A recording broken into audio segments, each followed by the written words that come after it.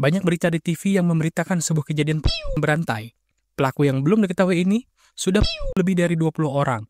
Para penduduk di kota bahkan sudah lelah dan diselimuti rasa takut oleh kejadian ini.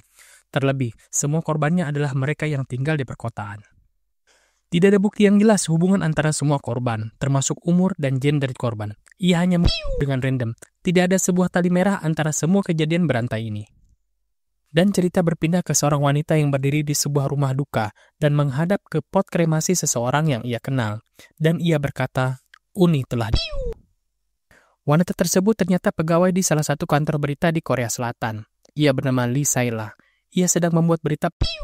Namun, di tengah semua beban yang ia miliki, ia pun mulai kelelahan dengan semua kejadian yang ada, termasuk orang yang dekat dengan dirinya menjadi salah satu korban. Di tengah sakit kepalanya, seorang pria memanggilnya. Pria ini bernama Yoon Yohan. Ia bertanya apakah sakit kepala Lee Saila kembali kambuh. Saila pun terkejut dengan panggilan dari Yohan. Ternyata, Yohan mengajak Saila untuk makan dan minum di restoran.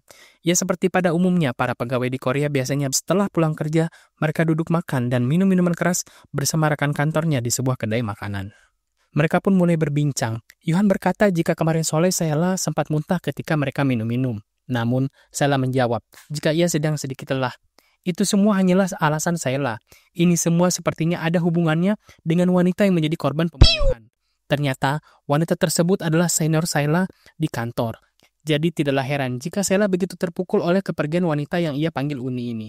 Saila juga menjadi salah satu orang yang dijadikan identifikator, atau orang yang mengidentifikasi korban.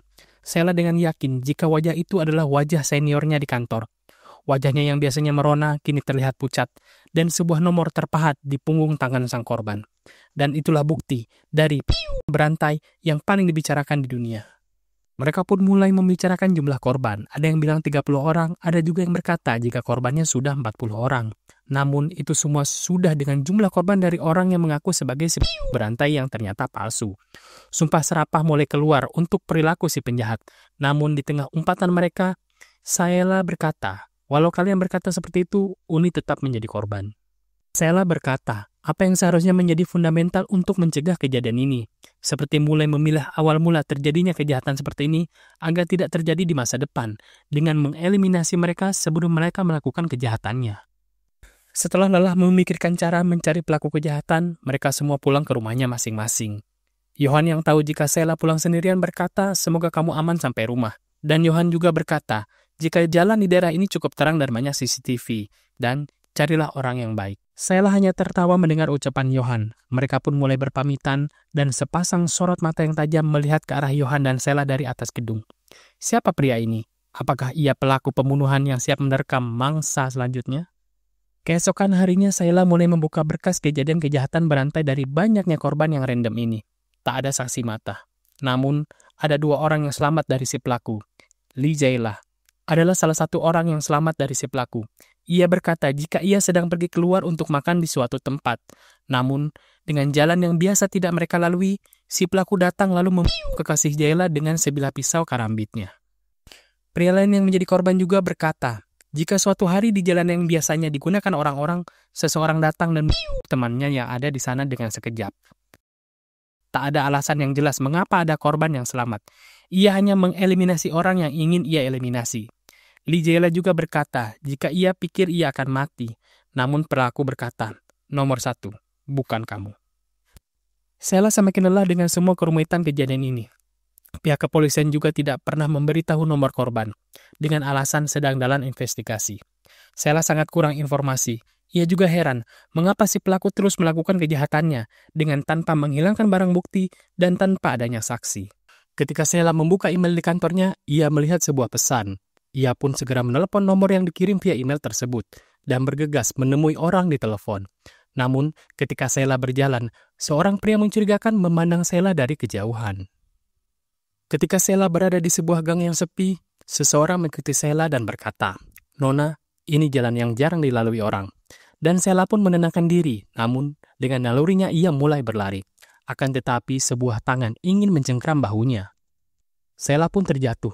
Ketika si pria mau memegang tubuh Saila, Yohan datang membantu dan membawa kabur Saila. Mereka kabur dari buruan si pria misterius tadi. Saila bertanya, bagaimana bisa Yohan ada di sini? Yohan menjawab, Lokasi ini kan dekat dengan kantornya. Lagi pula, siapa pria gila yang mengejar mereka, ucap Yohan. Apakah ia pelaku kejahatan yang sedang diburu polisi? Yohan mengajak Sheila untuk pergi ke tempat yang ramai, dan ia juga tahu ada restoran yang dekat sini. Namun, harus melewati gang yang ada di depan. Tanpa curiga, Sheila pun mengikuti Yohan. Tak ada kecurigaan Sheila kepada Yohan, sampai Sheila terjebak di gang sepi yang buntu. Sheila yang takut dan bingung jika jalannya buntu mencoba memberitahu Yohan, namun sebuah pipa besi mendarat di kepala Sheila. Hal yang tak pernah Sheila pikirkan pun terjadi jika Yohan adalah pelaku kejahatan. Dengan wajah yang penuh darah, ia melihat Yohan dan pria yang mengejarnya tadi, yang ternyata adalah komplotan dengan Yohan. Yohan sengaja menjebak Sheila ke sana dan membawa Sheila ke gang sepi yang tidak ada CCTV. Sheila pun tersadar jika pelaku yang membunuh seniornya adalah Yohan.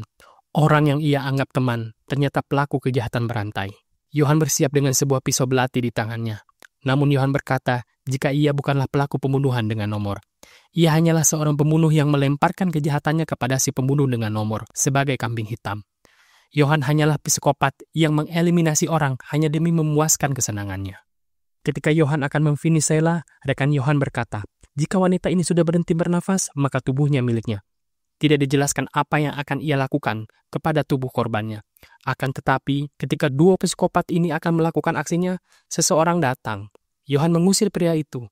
Namun, si pria ini berkata, akhirnya aku menemukan kalian. Dan chapter 1 pun selesai.